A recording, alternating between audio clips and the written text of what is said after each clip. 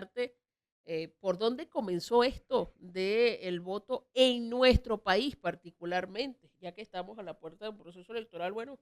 Bueno es saber de dónde viene eso. Mucha gente tiene muy poco presente que nosotros estamos votando desde la independencia. O sea, el primer reglamento electoral que existió en Venezuela se sancionó y se redactó y se puso en práctica en 1810.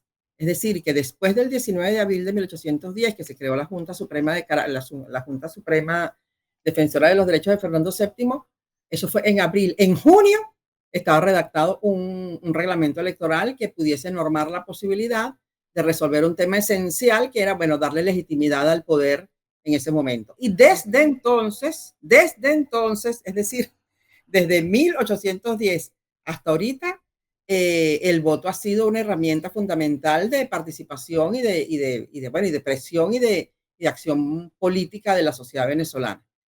Con los En- cambios del caso, por supuesto, porque en ese momento votaron poquísimas personas. Pero lo que nos parece importante destacar a la hora de considerar que ese es el punto de partida es que pretendía resolver un asunto crucial, que era, no habiendo rey, porque el rey había renunciado, cómo se resolvía el tema de la legitimidad política.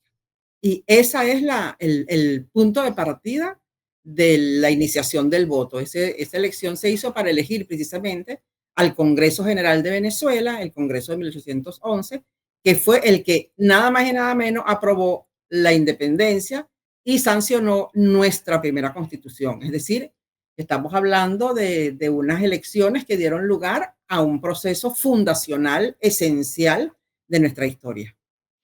Es decir, que desde el principio de nuestra república nace también a partir de un ejercicio del sufragio, que es lo Exactamente. que, que es lo que ocurre en ese momento, Sí, o ¿no? sea, la república nace asociada al sufragio porque el sufragio es el principio de la representación y claro, hay la idea de que la república como concepto y como práctica se diferencian sustantivamente de la monarquía por el Ujú. ejercicio del poder y sobre todo porque hay ciudadanos, no súbditos.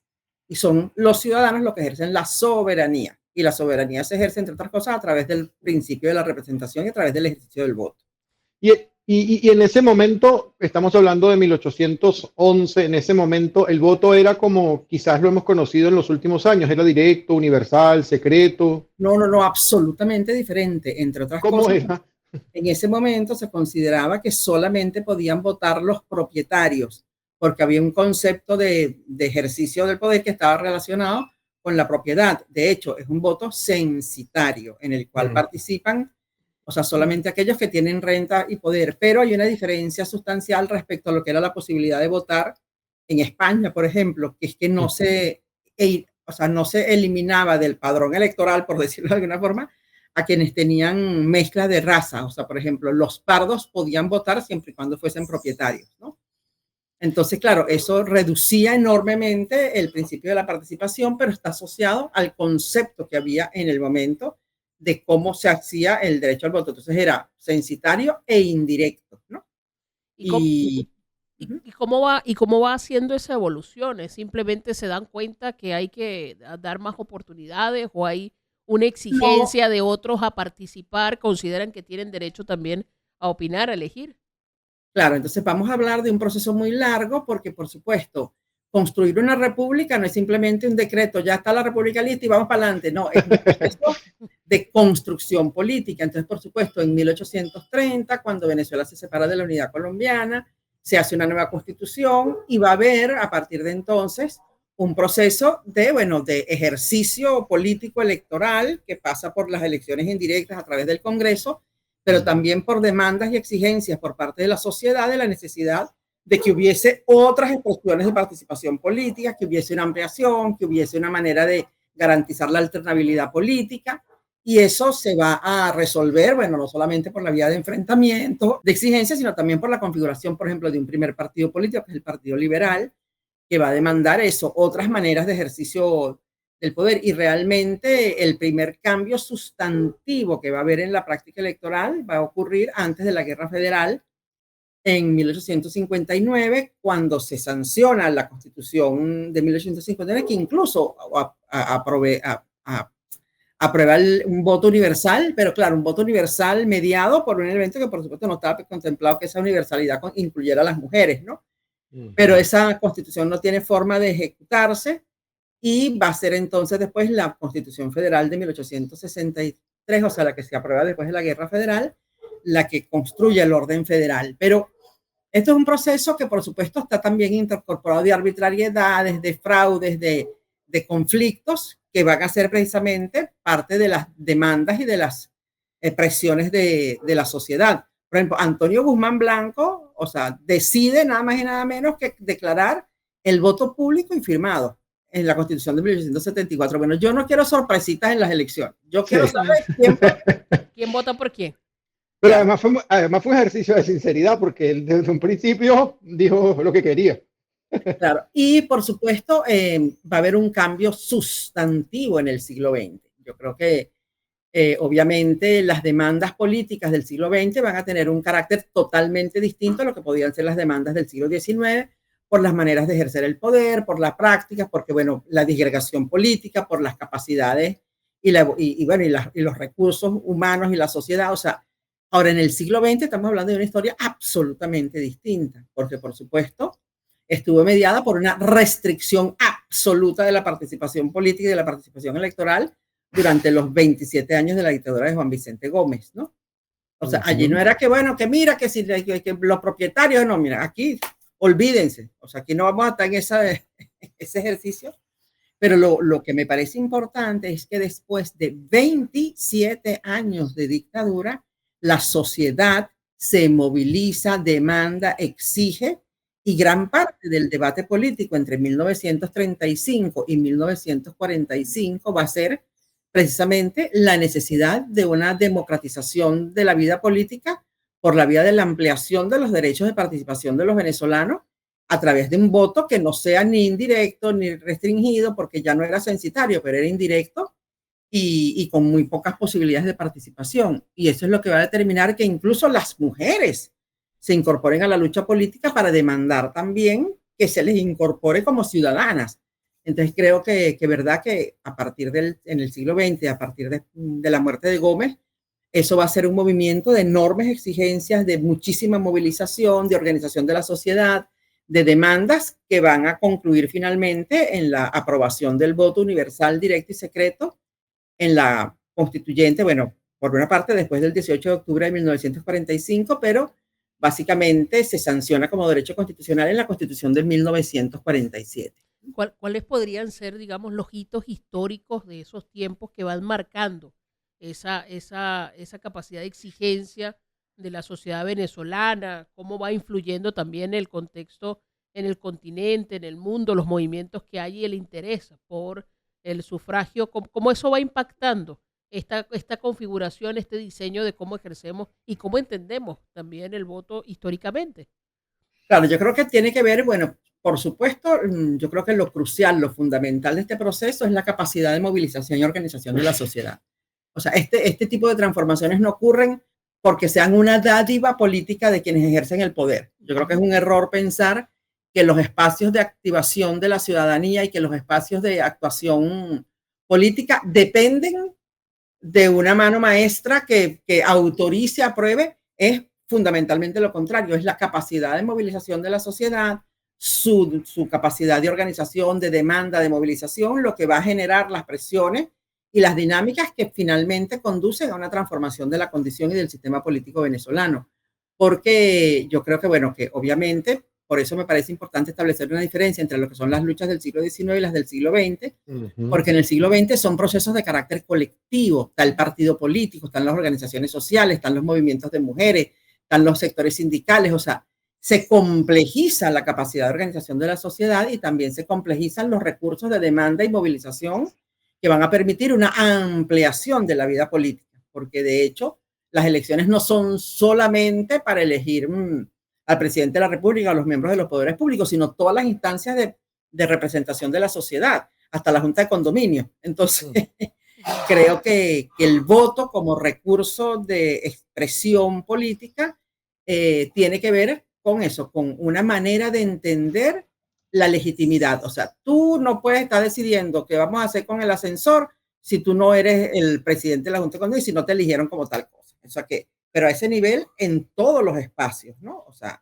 las organizaciones estudiantiles, las organizaciones sindicales, las organizaciones gremiales, todo pasa por una práctica y un ejercicio que está sujeto a la participación. Y yo creo que en esa medida es un cambio sustantivo en la dinámica de la sociedad venezolana.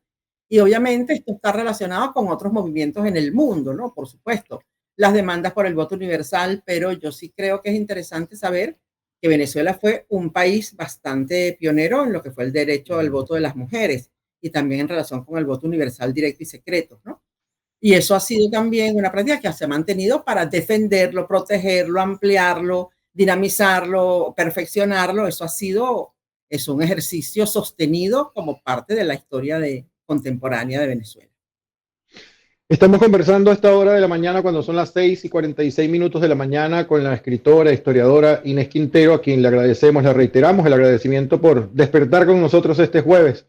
Hay un tema que últimamente está en la discusión y es si el voto es una exclusividad o una consecuencia exclusiva del ejercicio de la ciudadanía, Inés. Y me gustaría que con la audiencia pudiéramos ahondar un poco más en esto, porque aunque históricamente ha sido determinante el ejercicio del voto para el ejercicio de la ciudadanía, entiendo que no es.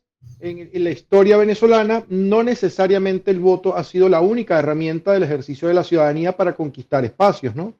No, por supuesto que no. Yo creo que el voto es una expresión práctica y que tiene que ver con una concepción de lo que decíamos desde el comienzo, de la legitimidad de la representación, pero la ciudadanía se expresa en los más amplios, diversos y complejos ámbitos. O sea, este hecho que nosotros estamos realizando ahorita, que es conversar, opinar, discutir, debatir, es un ejercicio y una práctica de ciudadanía. Cuando uno, o sea, actúa responsablemente, cuando uno está trabajando, cuando uno anda por la calle, o sea, la ciudadanía es una condición, es una manera de vivir, o sea, con la conciencia ciudadana. Y yo creo que, por supuesto, el voto es una expresión de uno de los derechos y deberes que tiene el ciudadano, pero derechos y deberes son, o sea, organizarse, movilizarse, demandar, construir, perfeccionar, o sea, todo lo que significa la dinámica de la sociedad en su defensa de los espacios públicos son expresiones de ciudadanía. Cuando uno organiza una campaña para organizar un parque, para limpiar una playa, para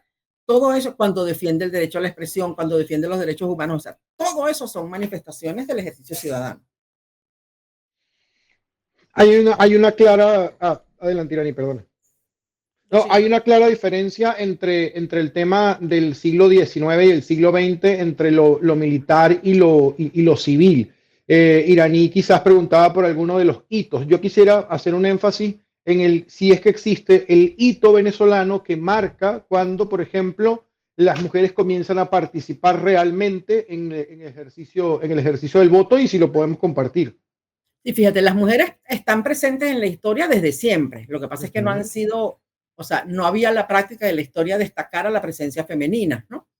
Y ahora, sin lugar a dudas, el hito fundamental de la participación política de las mujeres se genera precisamente después, bueno, ellas participan políticamente cuando la generación del 28 defienden a los presos políticos, pero digamos que cuando las mujeres se pronuncian colectivamente para exigir sus derechos en términos de movilización y organización, va a ser justo después de la muerte de Juan Vicente Gómez.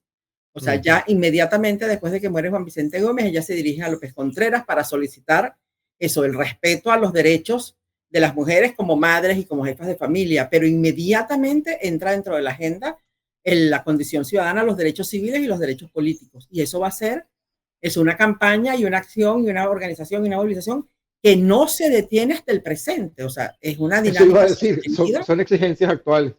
Claro, o sea, todavía hoy sabemos que, bueno, que hay cantidad de puntos que demandan la movilización, la atención y insisto, no es un proceso que dependa exclusivamente de la disposición del Estado a responder frente a las exigencias, no, de las demandas y de la organización y de las exigencias que permiten que eso ocurra, ¿no? Que todavía estamos trabajando, o sea, todavía la agenda de los derechos de la mujer es amplísima y sigue siendo una movilización y un espacio de demandas y de debate que tiene la misma responsabilidad y la misma importancia que desde el momento en que esto se inició como movilización colectiva de las mujeres, ¿no? Y aunque la historiografía, Inés, no destacaba, como tú lo mencionas, no destacaba los nombres de las mujeres que hacían parte de esos movimientos para exigir derechos y la participación y el ejercicio de la ciudadanía, hoy día sí las podemos identificar. Tú has publicado mucho sobre el rol de las mujeres y me gustaría que pudiéramos quizás nombrar algunas que en estos hitos, en estos momentos históricos, del país hayan sido relevantes ella en el cambio del curso de la historia. Sí, claro, fíjate tú, yo pienso que por supuesto el primer movimiento que yo diría que de las sufragistas venezolanas, ¿no? Que arranca, como decíamos antes, en 1935, cubre una cantidad de mujeres, ¿no? Está María Teresa Castillo, Josefina Juliá, Carmen Clemente Travieso, Panchita Sublet, y así, o sea, Ada Pérez Guevara, o sea, podríamos nombrar muchas, pero yo creo que lo más importante que, más allá de los nombres en particular de las mujeres que lo hicieron, tiene que ver con el carácter colectivo, con la condición colectiva de ese movimiento, que no privilegia nombres y apellidos, sino un ejercicio conjunto de demandas para resolver la situación de las mujeres como pluralidad, ¿no?